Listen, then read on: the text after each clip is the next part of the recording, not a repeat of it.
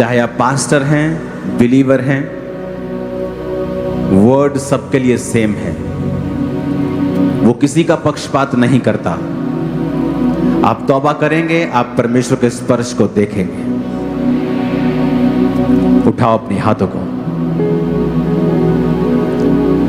अंधे देखे, गूंगे बोले,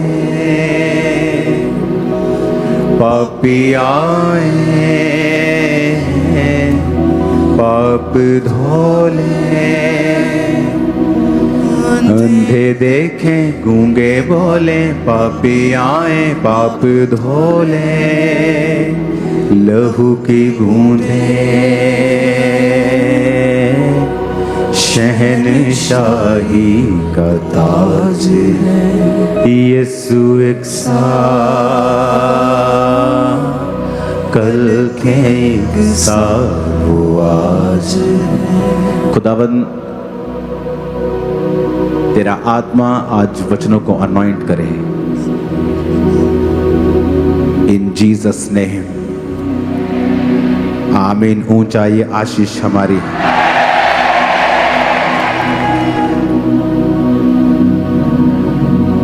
आपने 12 पॉइंट्स को सुना जो मैं प्रचार करता आ रहा हूं। 12 में से 10 आप सुन चुके हैं, जो आपकी कैपेसिटी को बढ़ाते हैं, आपकी लाइफ को सेम नहीं रहने देते। नम्रता और पश्चाताप, फेलोशिप करना खुदा से और दूसरे को सर्व करना, उदारपन और भलापन, फास्टिंग करना और अपने आप का सेल्फ डिनायल करना, वेट करना, स्टिल रहना, प्रार्थना वाला हृदय रखना, talk to the Lord all the time. जो भी करना है गुप्त में करना, चाहे वो दान हो और प्रार्थना हो और चाहे उपवास हो। ऑर्डर को फॉलो करना और मैनेजमेंट को फॉलो करना, क्योंकि वो परमेश्वर की ओर से है।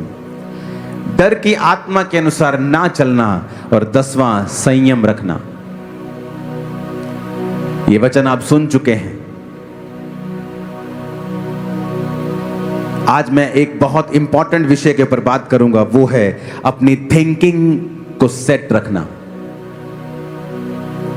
इस क्रिश्चियनिटी में अगर आपकी थिंकिंग राइट नहीं है, इवन आप चर्च के मेंबर हैं, आप एक ऐसे ग्रुप के मेंबर हैं जो खुदा के कामों के लिए बुलाया गया है, आप एक विजन के मेंबर हैं, चाहे क्लोज मेंबर हैं, जो परमेश्वर के कामों के लिए बुलाए गए हैं, अगर आपकी थिंकिंग राइट नहीं है, आप परमेश्वर के उस ब्लेसिंग को कभी भी हासिल नहीं कर पाएंगे। ये वेरी इंपॉर्टेंट टॉपिक है आज का, क्योंकि सब कुछ होते हुए भी आपके हाथ में कुछ नहीं आएगा। और मैं ये चाहता हूं कि आप इस वचन को बड़े ध्यान से सुने।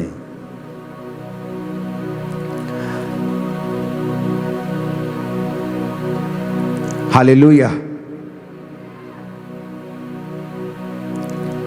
अपने पड़ोसी को बोलो, ध्यान से सुन, क्योंकि तेरी जिंदगी सेम नहीं रहने वाली है। आमीन। अब वचन ये कहता है कि परमेश्वर का दास मूसा जब परमेश्वर के लोगों को लेके जा रहा था, तो परमेश्वर के दास को परमेश्वर की आत्मा की अगुवाई के द्वारा यह मालूम होता है कि हम जिस देश में जा रहे हैं उस देश में हम लोगों को भेजेंगे और वहां का भेद हम पाएंगे। गिनती की पुस्तक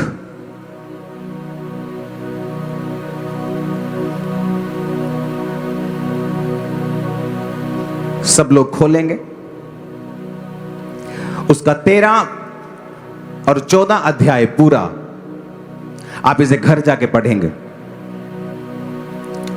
वचन कहता है, फिर यहोवा ने मूसा से कहा, कनान देश जिसे मैं इस्राएलियों को देता हूं, उसका भेद लेने के लिए पुरुषों को भेज। तो वचन कहता है कि उसने सारे गोत्रों में से एक एक मनुष्य छांटा और भेज दिया। तो परमेश्वर के दास ने कहा, जाओ और पता करो वो बंजर देश है कि कि उपजाऊ है, वहां के लोग कैसे हैं, खाना कैसा है, क्या पहनते हैं, क्या खाते हैं, कैसी बस्तियों में रहते हैं, तंबुओं में रहते हैं कि किलों में रहते हैं।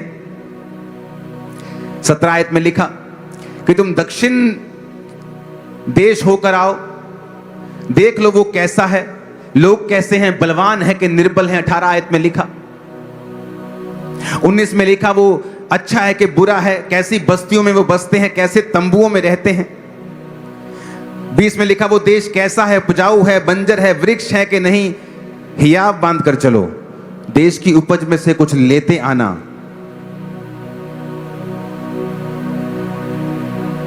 हालेलुया।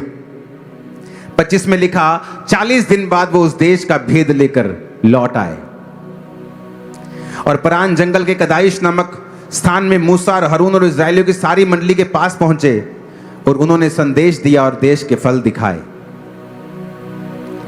उन्होंने मूसा से कहा, जिस देश को तुमने हमको भेजा उसमें दूध और शहद की नदियां बहती हैं, पर उस देश के निवासी बलवान हैं, नगर गढ़ वाले हैं, बड़े हैं, अनाकवंशी वहां रहते हैं, अमालेकी रहते हैं, अमोरी यबूसी रहते हैं, समुद्र के किनारे किनारे यर्दन के तट पर कनानी बसे हैं।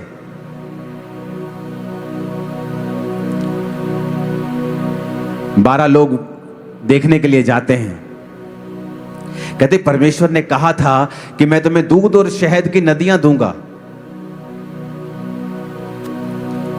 बात तो सही है, यहां पर दूध और शहद की नदियां तो बह रही हैं, पर कहता है ये नहीं, परमेश्वर ने बताया कि यहां के लोग बड़े बलवान हैं, वेरी पावरफुल। अगर आप आगे अध्याय में पढ़ेंगे तो उसने कहा है कि हम उनके सामने टिड्डियां लगते हैं। 33 आयत में लिखा, वहां पर हमने नपीलों को, नपीली जाति वाले नाकवंशियों को देखा, हम उनकी दृष्टि में उनके सामने टिड्डे के समान दिखाई देते हैं। जब ये नेगेटिव न्यूज लोगों के सामने बोली जा रही थी,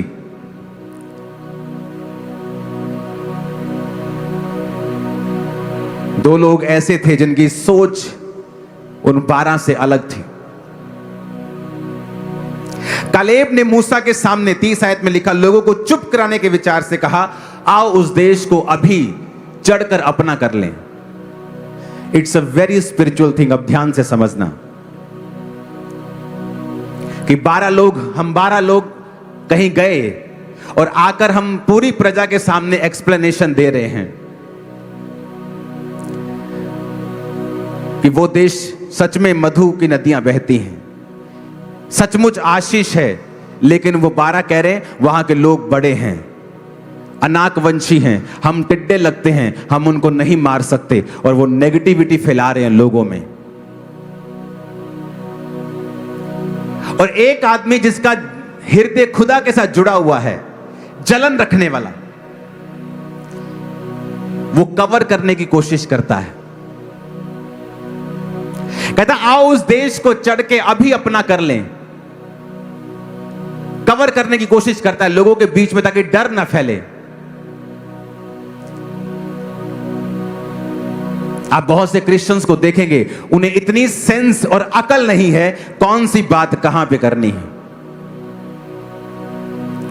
आपके अन्य जाति रिश्तेदार आपके पास बैठे हुए हैं और आप क्या बातें कर रहे हैं, मेरी टांग में दर्द है, मेरे घुटने में दर्द है, मेरी बॉडी में दर्द है, साढ़े घर आ प्रॉब्लम चल रही। तुम बेवकूफ हो आत्मा में।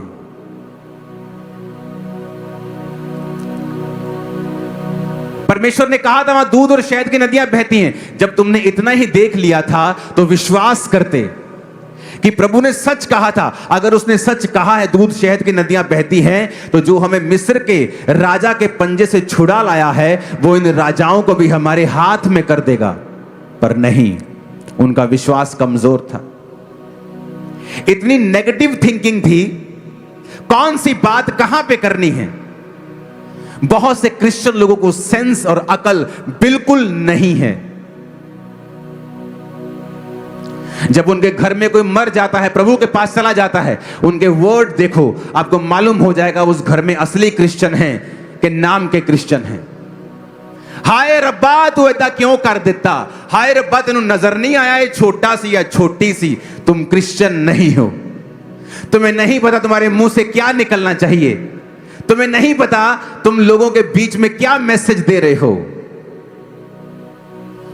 एक अनक से भरा हुआ आदमी जवान बोला, कालेब आओ मूसा हम उसको लड़के अभी अपना कर लेते हैं। कवर करने के चक्कर में कि लोगों के बीच में उसने कवर किया कि ऐसा नहीं है। लेकिन बाइबल कहती जैसे ही लोगों ने नेगेटिव न्यूज सुनी, सारे मूसा पे और हारून पर पत्थरवाह करने का विचार करने लगे। मूसा और हारून लोगों के सामने दंडवत करके कहते, रुको, परमेश्वर पर विश्वास करो। अगर उसने हमें यहां तक बुला दिया है, भेज दिया है, तो आगे भी वो हमारा ख्याल रखेगा। बाइबल कहती परमेश्वर ने मूसा से बात की और कहा, मैं इन लोगों से नाराज हूं।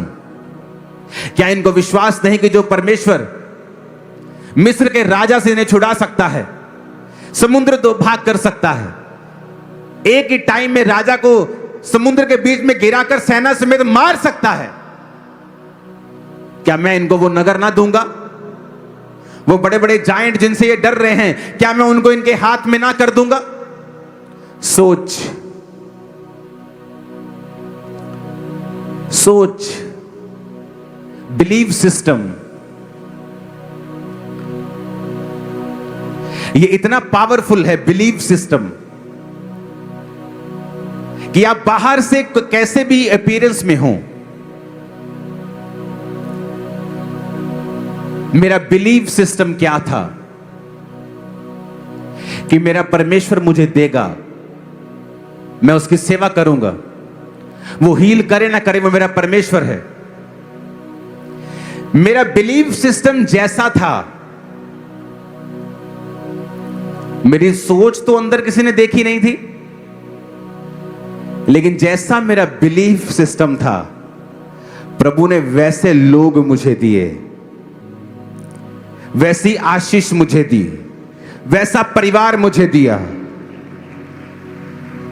मेरा बिलीव सिस्टम।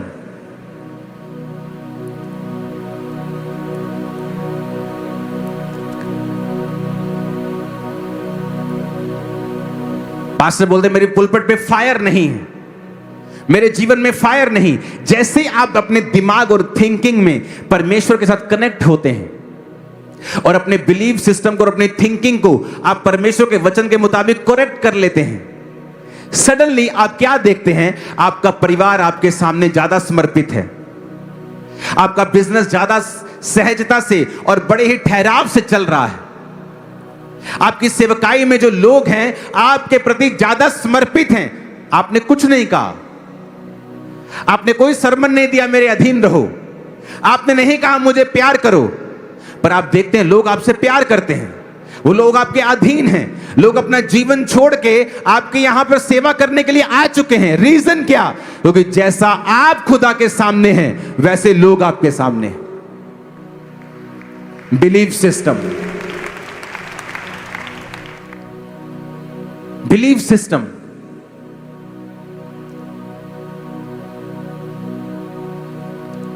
परमेश्वर ने कहा अब ये लोग जो कहते हैं कि हम अपने बच्चों और वाइफ को मरवाना नहीं चाहते, मैं इनसे कहता हूं कि 40 दिन ये उस देश का भेद लेने के लिए गए थे, अब 40 साल ये जंगल में फिरेंगे, इनके शव यहीं पड़े रहेंगे। और जिन दो लोगों ने, कालेब और यहोशू ने विश्वास किया है कि मैं वो देश इन्हें दे सकता हूं, वही दो लोग होंगे जो कनान में प्रवेश करेंगे। और चेक करो अपनी बाइबल, उनमें से एक भी बंदा कनान देश नहीं जा सका। 40 साल वो उस जंगल में फिरते रहे, व्यभिचार में मरे, मूर्ति पूजा में मरे, दासों के खिलाफ कुड़कुड़ाने पर मरे, लेकिन जो आगे पहुंचा वो सिर्फ कालेब था और यहोशू था। बिलीफ सिस्टम, थिंकिंग, सोच कैसी है आपकी परमेश्वर के लिए? जब लोग नेगेटिव बातें बोल रहे थे, उन्होंने कहा चला अभी लड़ते, चल के अभी चलते, चलो। कवरिंग, परमेश्वर के लिए खड़े रहना। मैं 2018 से चर्च आ रहा था, मेरी 2019 में शादी हुई, फिर बेबीज नहीं हो रहे थे। मेरी वाइफ मुझे कहती थी तेरा परमेश्वर कुछ नहीं का, तू भी कुछ नहीं का। मैं श्रापित हो रहा था, मैंने छाड़ दे। पर बिलीफ सिस्टम, थिंकिंग, परमेश्वर देगा, अगर उसको दे सकता है, उसको दे सकता है, मुझे भी दे सकता है। बिलीफ सिस्टम, सोच, जहां महिमा करनी है वहां महिमा नहीं की, सुन के आगे रिश्तेदारों की नेगेटिव बातें परमेश्वर के लिए, और मुंह नहीं खोला। जहां मुंह नहीं खुलना चाहिए वहां मुंह खोला। जहां गाली के बदले गाली नहीं देनी थी वहां गाली निकाल दी, और जहां बोलने का समय था वहां चुप रहे। इसलिए परमेश्वर भी चुप रहता है तुम लोगों के लिए जब बोलने की जरूरत होती है, क्योंकि वो नाराज रहता है उन लोगों से जिनकी सोच सही नहीं है। आप वही हैं, आप वही हैं, आपका प्रीच वही है, आपकी शक्ल वही है, चर्च वही है, लोग वही हैं। लोग अब ज्यादा समर्पित हैं। क्यों? क्योंकि आप परमेश्वर के सामने ज्यादा समर्पित हैं। आपका परिवार आपकी सुनता है। क्यों? क्योंकि आप परमेश्वर की सुनते हैं।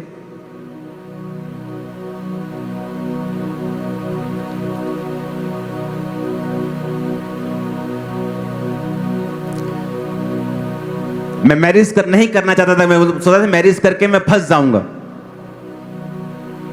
और परमेश्वर की सेवा में लगा रहा, और परमेश्वर ने कहा नहीं मैरिज करनी है। 5 जनवरी डिसाइड हुआ मैरिज करनी है, और 17 जनवरी मेरी एंगेजमेंट हो चुकी थी। उसी साल मैरिज हो चुकी थी। आज मेरी वाइफ चर्च का एडमिनिस्ट्रेशन ब्रांचेस संभालती, ग्रो हो रही है चर्च, क्योंकि वो काम कर रही है।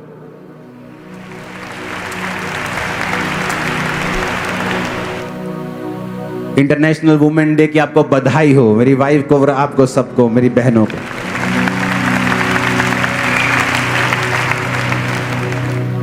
परमेश्वर आपको वैसे ही लोग देगा, वैसा ही परिवार देगा जब आपकी सोच सही होगी, आपकी थिंकिंग। सेम 12 लोग, सेम झुंड के, सबकी सोच अलग अलग थी।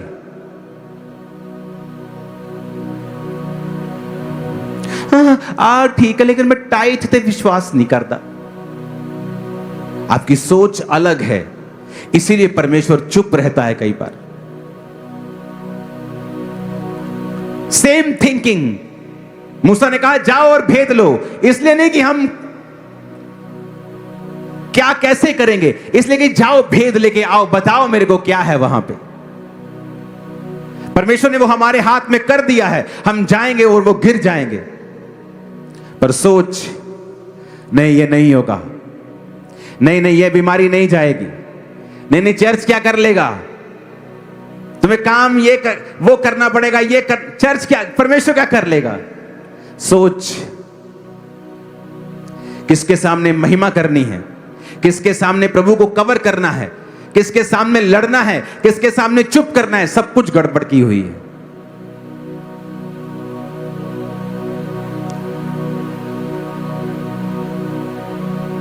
हालेलुया। किसी में हिम्मत नहीं थी मेरे सामने आकर कोई परमेश्वर की बुराई करे या मुझे विश्वास से बहकाए, क्योंकि उनको मालूम था मेरा स्टैंड कैसा है। आप झुंड को छोड़ दो, लोगों के झुंड को, व्यभिचारी को ढूंढ लेगा, आत्मिक बंदा आत्मिक को ढूंढ लेगा, पवित्रताई वाला पवित्रताई को ढूंढ लेगा, चोर को ढूंढ लेगा। बिना किसी के बात किए, बिना किसी को जाने आप 2 दिन छोड़ दो, 2 दिन में सब चोर अलग, व्यभिचारी अलग, पवित्र अलग, सब अलग अलग होंगे, क्योंकि आप अपने जैसों को अपनी ओर खींचते हैं। जब आप परमेश्वर की सोच से जीते हैं और अपनी थिंकिंग को राइट कर लेते हैं, और जैसा आप परमेश्वर के सामने जीते हैं, वैसे ही रिफ्लेक्शन आपको अपने लोगों में दिखाई देती है। आप देखेंगे फिर वही परिवार है वही फाइनेंस है, वही काम है, वही बिजनेस है, और सारा कुछ आपके समर्पण में चल रहा है क्योंकि आप परमेश्वर के सामने समर्पित हैं। ऊंची आवाज में कहो हालेलुया। पास्टर समझाते रह जाएंगे, बोया करो, बोया करो, बोया। अगर तुम बोने वाले नहीं हो, लोग कभी नहीं बोएंगे। अगर तुम परमेश्वर के सामने समर्पित जीवन नहीं जीते हो, लोग कभी चर्च के सामने समर्पित नहीं होंगे।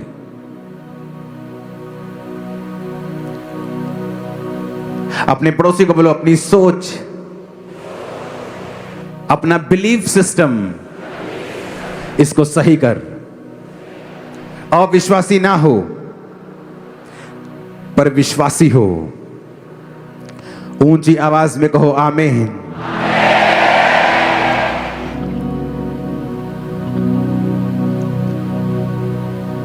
फिर से बोलो अपने पड़ोसी को, सोच सही कर, थिंकिंग सही कर, अपने मन को काबू में रख, अपने दिल को काबू में रख, क्योंकि जीने का मूल स्रोत वही है। आमीन बोलो ऊंची आवाज में। आपकी थिंकिंग, बिलीफ सिस्टम क्या है? कितना बड़ा समझते हैं आप परमेश्वर को? क्या सोचते हैं वो आपके लिए क्या करेगा?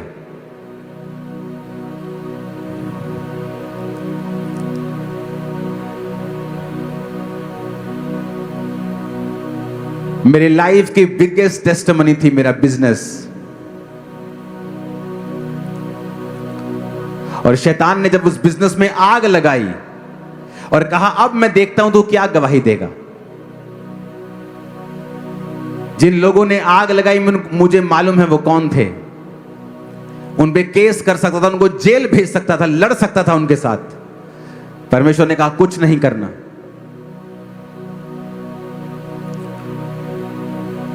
और जब मेरी मैरिज हुई, मेरी वाइफ उन्हीं लोगों में से है, उसी जाति में से है।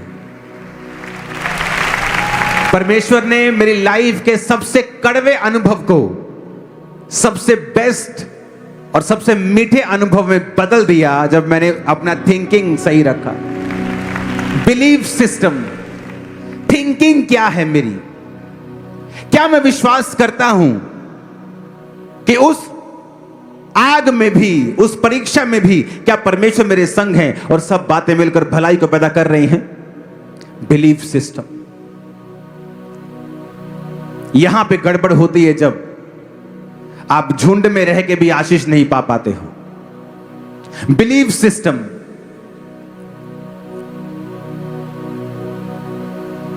क्या आप बिलीव करते हो परमेश्वर असली है? तो कहां है आपका बोना? कहां है आपकी प्रेयर? कहां है आपका डिसिप्लिन जो परमेश्वर चाहता है आप अपनी लाइफ में रखो? आप डिसिप्लिन नहीं हो, आप जितने मर्जी गिफ्टेड हो, आप गिर जाओगे। आत्मा का डिसिप्लिन, प्रेयर का डिसिप्लिन, फास्टिंग डिसिप्लिन, शरीर का डिसिप्लिन, खाने में डिसिप्लिन। आप डिसिप्लिन नहीं हो। बड़े बड़े पास्टर गिर गए, उनको पता था उनको शुगर है। प्रार्थना करने की बजाय, डाइट चेंज करने की बजाय, एक्सरसाइज करने की बजाय, प्रेयर करने की बजाय मीठे में मीठा खाते जा रहे हैं, ये सोच के परमेश्वर करेगा। आपको परमेश्वर डिसिप्लिन, अपनी बॉडी को रिस्पेक्ट करने के लिए भी बोला है। कुछ देर के लिए उन चीजों को छोड़ दो।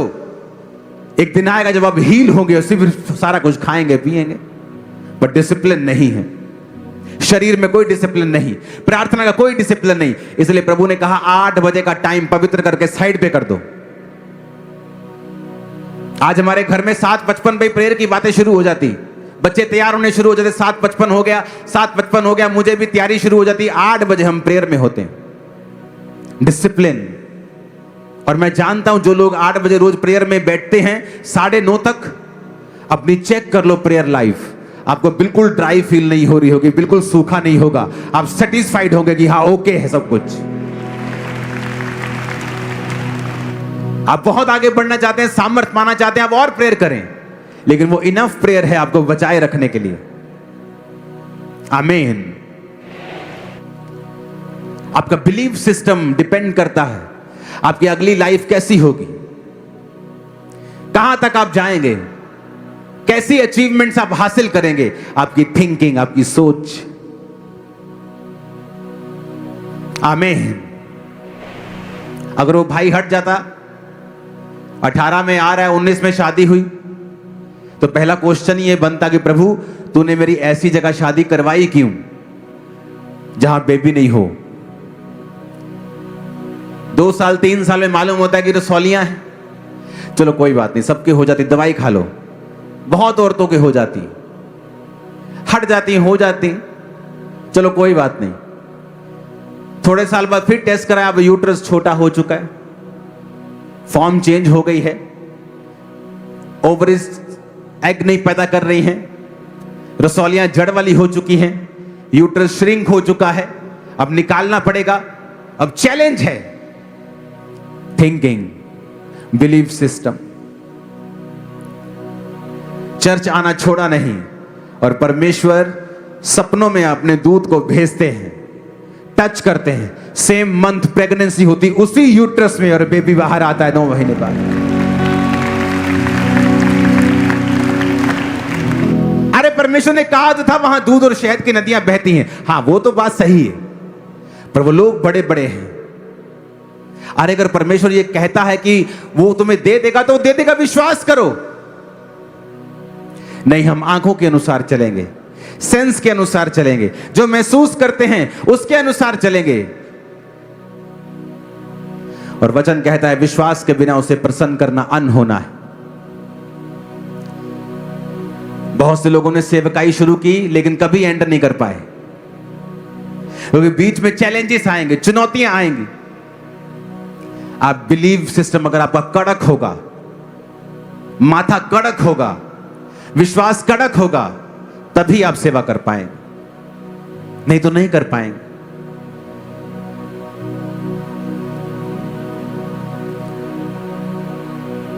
कहां थी सेंस उन 10 लोगों की? उन्होंने ये नहीं सोचा कि हम लोगों के सामने ये बातें कह रहे हैं, लोगों का विश्वास हिल जाएगा।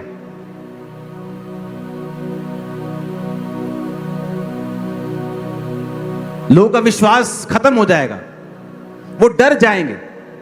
लेकिन जो स्पिरिचुअल लोग नॉनसेंस होते हैं, कई लोग स्पिरिचुअली नॉनसेंस लोग, जिन्हें यह नहीं पता कौन सी बात कहां पे करनी है। मैंने लोगों को देखा है टेस्टिमनी देने आते हुए चर्चिस में, टेस्टिमनी देंगे, एक टेस्टिमनी देंगे, फिर बोलेंगे मेरा फलाना मुंडा हले बीमार है, उधर सारे प्रेयर करियो। ये स्पिरिचुअल नॉनसेंस है, नॉनसेंस। इससे बड़ी नॉनसेंस और नहीं हो सकती। ये स्पिरिचुअल नॉनसेंस है। ये टाइम जो खुदा ने किया है उसकी टेस्टिमनी देने का है, ना कि प्रेयर रिक्वेस्ट बताने का। तुम आगे एक टेस्टिमनी दे रहे हो और अपना चैलेंज भी बता रहे हो, लोगों का विश्वास इधर से बढ़ा, इधर से कम हो गया। मेरी लाइफ में जब काम हुआ, मैंने नशे छोड़े, मेरी लाइफ में 10 काम अभी बाकी थे परमेश्वर ने करने, लेकिन अगर आप मुझे सुन लेते उस समय, आपको लगता ये बेस्ट आदमी, इसने नशे छोड़ दिए, पता नहीं कितना कुछ हो गया, अभी 10 काम पड़े थे। आज खुदा की दया से एक भी नहीं पड़ा, वो 10 हो चुके हैं। मेरा विश्वास वही है जो पहले था। लेकिन मैंने कभी नहीं कहा परमेश्वर ने मुझे नशों से आजाद किया, अच्छा हूं मेरी सेहत लिए प्रेयर करियो, अच्छा मेरी बिजनेस लिए प्रेयर करियो, अच्छा बड़ा संघर्ष हो रहा, अच्छा क्या नॉनसेंस है, क्या नॉनसेंस है ये। उस टाइम महिमा करने का समय था। मैंने अपनी लाइफ में जब महिमा करने का समय आया तब महिमा की है। अपने चैलेंजेस को पकड़ा है, परमेश्वर के पास गुप्त रूप में लेके गया, उन्हें बोला है, प्रार्थना में सामने रखे हैं। और एक समय आया जब मसीह में आते मुझे 10 साल हो गए थे, परमेश्वर ने उन सारे चैलेंजेस को भी दूर कर दिया। लेकिन इतने नॉनसेंस मत बनो कि आपको क्या बोलना है और कब बोलना है आपको पता ना हो। आपके रिश्तेदार बैठे हैं और आप बीमारी की बात कर रहे हैं। जो खुदा ने किया है उसकी बात करो, जो प्रभु ने आपको दिया है उसकी बात करो। जो रहता है वो भी आ जाएगा, वो भी आ जाएगा। आपको पता नहीं कौन सी बात कहां पे करनी है। कौन से दुख पे कितना रिएक्ट करना है, ये यहां से शुरू होता है। एक कड़क वॉरियर माइंड, जब कड़क दिमाग, एक योद्धा का दिमाग जो परमेश्वर के लिए जलन रखता है,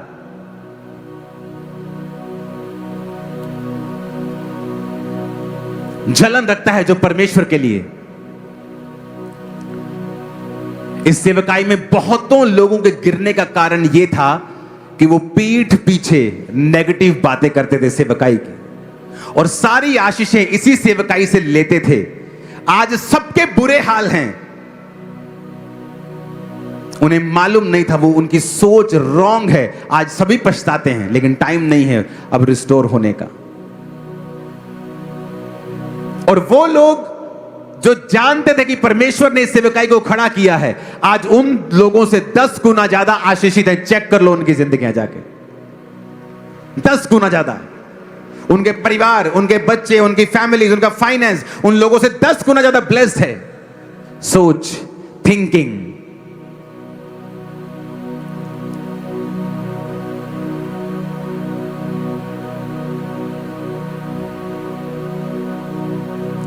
हालेलुया। आप परमेश्वर के संग हैं। आपको परमेश्वर ने एक चर्च दिया है, लेकिन व्यभिचारी लोग होते हैं ना, चलेंगे अपनी वाइफ के साथ, देखते जाएंगे दूसरे की वाइफ। स्कूटर पे अपनी बिठाई होती है और देख देख एक्टिवा वाले को रहे होते हैं। व्यभिचारी होते हैं ना कई, वैसे ही आत्मिक व्यभिचारी होते हैं। जहां किसी चर्च में रहे, सुन किसी चर्च को रहे होते हैं और कंफ्यूज रहते हैं कि हमने करना क्या है लाइफ में। परमेश्वर जब आपको एक चर्च दी है, उसके साथ अंग संग सब, पैसा, ताकत, बरकत, प्रेयर, फास्टिंग सब लगा दो, क्योंकि परमेश्वर ने वो आपको दिया है और उसी में आपकी बरकत है और किसी में नहीं। जाके चेक कर लो, जांच लो इस वर्ड को, जाओ इसको परख लो, जाओ, आपको मालूम हो जाएगा। तो सोच, थिंकिंग।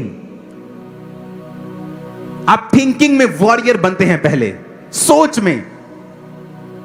आपने जब सोच को काबू कर लिया, आपकी लाइफ काबू में आ जाती है। आमीन। आपके अंदर परमेश्वर की अणक है क्या? जलन है?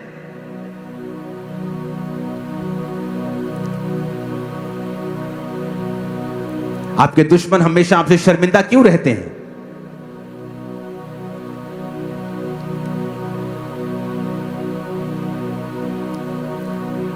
लोग चाहे जहां मर्जी चले जाएं,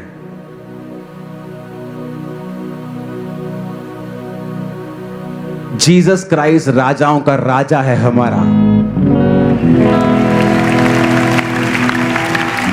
वो हमारा महान्यायी है।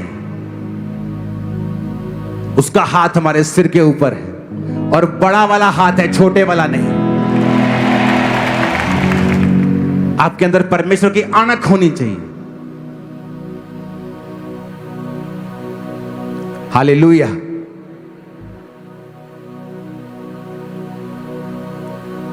लोग आप पर लाख तोहमतें लगाएं, कोर्ट में चले जाएं,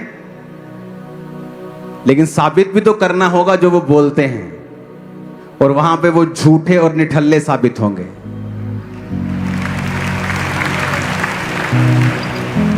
आमीन।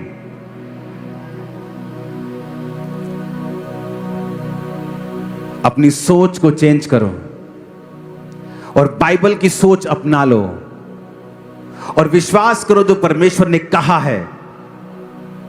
वो देखने में इम्पॉसिबल लग सकता है, सोचने में असंभव लग सकता है, लेकिन है नहीं। विश्वास करना परमेश्वर के ऊपर। उसको आदत है वहां से रास्ता निकालने की जहां कोई रास्ता नहीं। उसको आदत है समुद्र में 2 भाग करने की और रेगिस्तान में नदियां बहाने की। आपको जस्ट अपना बिलीव सिस्टम जो है वो सेट करना है, कड़क करना है, इसको जलन रखनी है परमेश्वर के लिए और खड़े रहना है परमेश्वर के लिए। लाइफ सेम कभी नहीं होगी। यीशु मसीह के नाम में आमीन। ऊंचा चाहिए चर्च।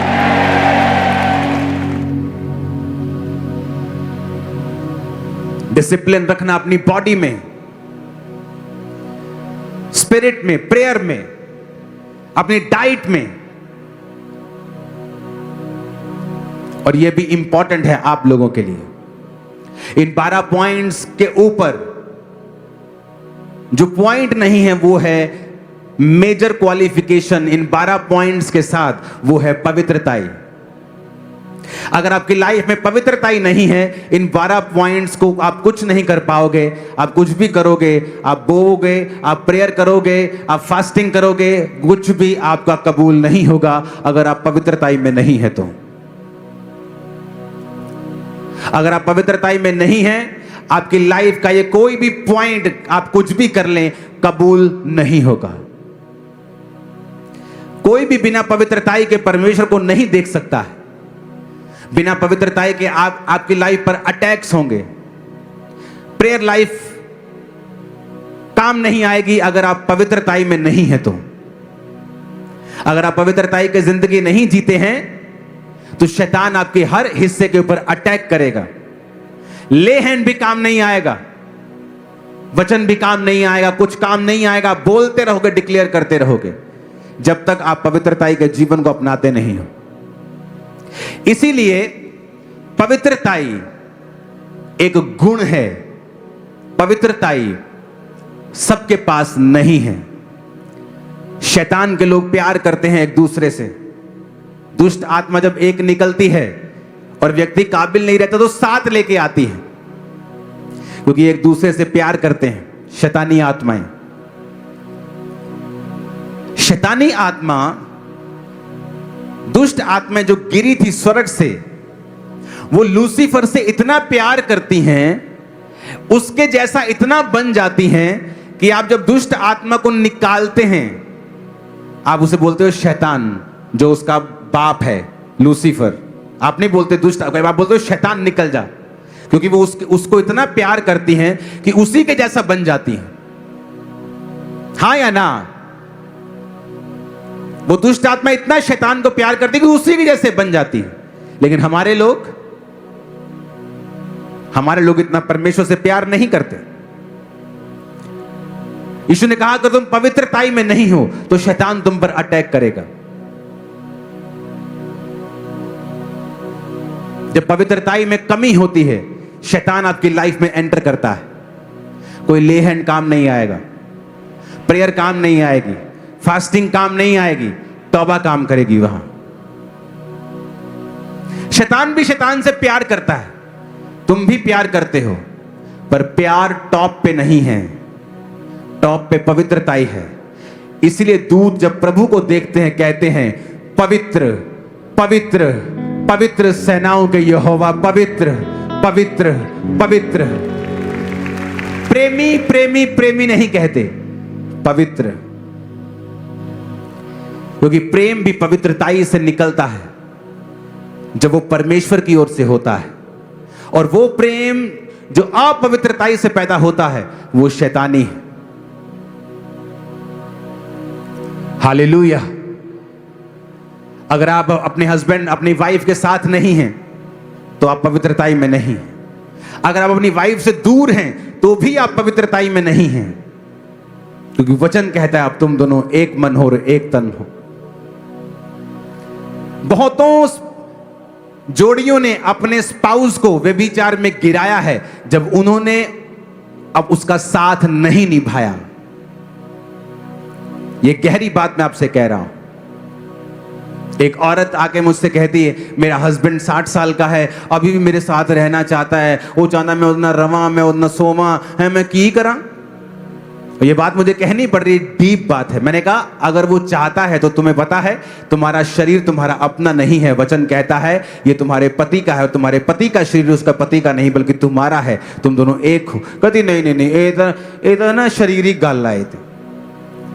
थोड़े दिनों में उसका पति उसी गांव के एक लड़की के साथ भाग गया अपने घर से। मैंने कहा अब बताओ क्या हुआ? तुमने गिराया अपने पति को, तुम हो असली इसके पीछे की कारण, क्योंकि परमेश्वर ने कहा है जो पति पत्नी हैं प्रार्थना के अलावा और किसी बात के लिए अलग अलग ना हो। और अब तुम जो कुंवारे हो और अगर तुम किसी के साथ शारीरिक होते हो तो तुम पाप में हो, चाहे तुमने उसे फ्यूचर में शादी क्यों नहीं करनी, तुम तब भी व्यभिचार में हो और पाप में हो, और उसका असर मरते दम तक तुम्हारी जिंदगी से कभी नहीं जाएगा, चाहे तुम तौबा कर लो। एकमात्र बाइबल में अपराध है व्यभिचार, जो वचन कहता है तुम अपने शरीर के खिलाफ भी करते हो और खुदा के खिलाफ भी करते हो। बाकी सारे पाप तुम खुदा के खिलाफ करते हो, लेकिन व्यभिचार एक ऐसा पाप है जो तुम दो चीजों के खिलाफ करते हो, अपने शरीर के और परमेश्वर के।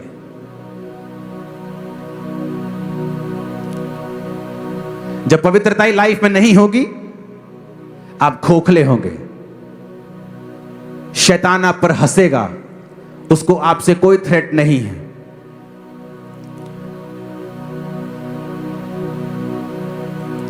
Hallelujah, hallelujah. अपने पड़ोसी को बोलो, पवित्रताई के बिना कोई भी परमेश्वर को नहीं देख सकता। मेरी लाइफ में मैंने जितना यूथ देखा है, 50% यूथ व्यभिचार के कारण गिरा है, क्योंकि उनको नहीं पता फ्यूचर में उनके लिए क्या रखा हुआ था। 25% कुड़कुड़ाने के कारण गिरा है, परमेश्वर के खिलाफ, उसके दासों के खिलाफ, मैनेजमेंट के खिलाफ।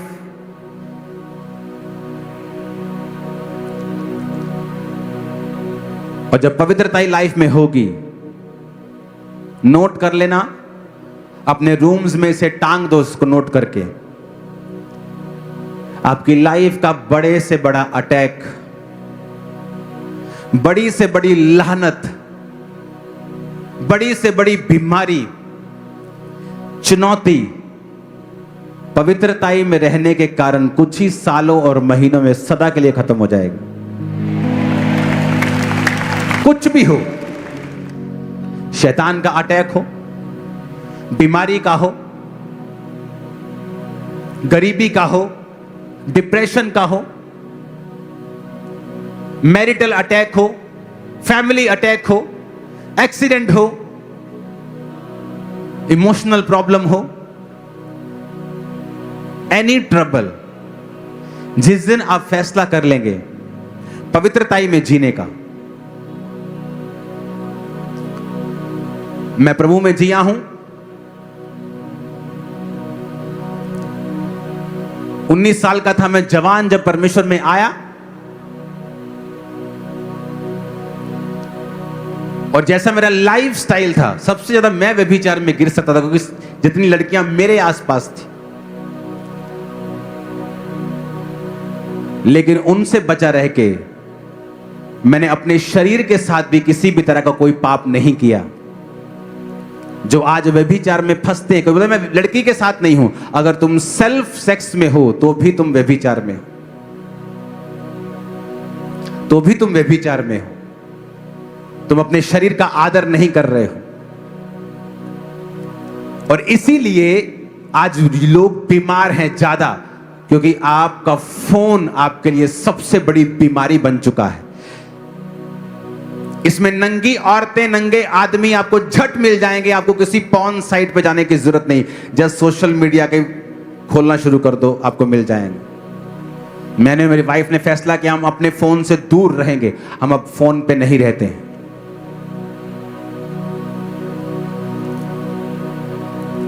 आपकी एनर्जी कम है, आपका फोन आपकी एनर्जी खा रहा है। स्क्रोलिंग, सोशल मीडिया आपकी एनर्जी और आपकी पवित्रताई को फिनिश कर रहा है, खत्म कर रहा है उसे। आप बीमार हो फोन के कारण, आप पाप में हो फोन के कारण।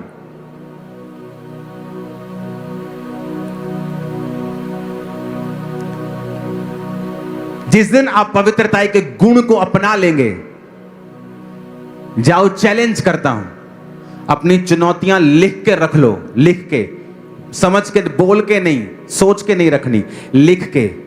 मेरी लाइफ की सबसे बड़ी चुनौती क्या है? जाओ, एक भी चुनौती रह गई तो आ जाना, एक भी रह गई तो, एक भी, सब खत्म हो गया। सिर्फ पवित्रता ही, सिर्फ पवित्रता ही। जिस दिन आपने शुरू कर दी,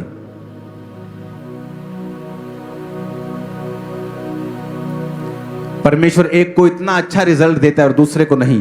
कारण परमेश्वर नहीं, कारण आदमी है। उसकी एक्सेप्टेंस। एक को परमेश्वर लाखों की चर्च दे रहा है और दूसरा 50 में स्ट्रगल कर रहा है। बात यह नहीं 50 वाला आत्मिक नहीं है, बात यह है समर्पण और पवित्रता का जीवन आपने कैसा लिया है। और खुदा की कॉलिंग भी मैटर करती है, लेकिन पवित्रता भी मैटर करती है। हालेलुया। ये पॉइंट्स प्लस पवित्रता, दोबारा सुनो इनको। जिस दिन इन्हें अपना लोगे, आपकी 90% प्रेयर पॉइंट्स आपके कैंसिल हो जाएंगे अगले 6 महीने में।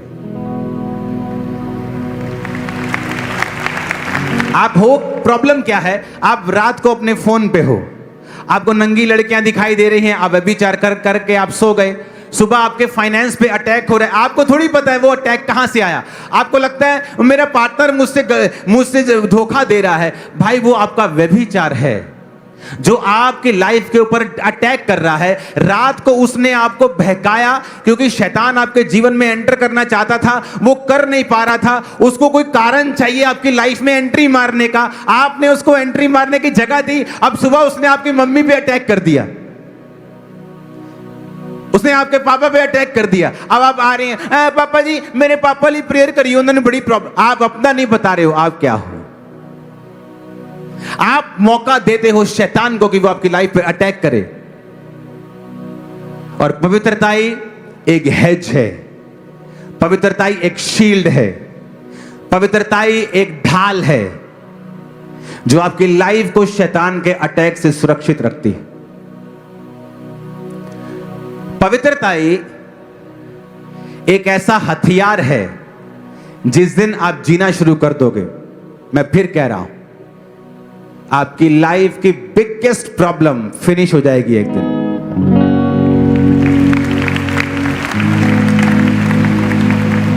खत्म हो जाएगी वो। और नोटिस करो, आपकी लाइफ का बिगेस्ट स्ट्रगल भी यही है। किसी को शैतान चोरी करके अपवित्र कर रहा है, किसी को व्यभिचार से, किसी को दूसरी जगहों पे जाने से, वो उस पवित्रताई को फिनिश कर रहा है ताकि आपकी लाइफ में एंटर कर सके। अपने हाथों को उठाओ, सब जन खड़े हो जाओ, सब क्वायर अपने दोनों हाथों को उठाओ। वायदा करो इन 12 पॉइंट्स को आप दोबारा सुनेंगे।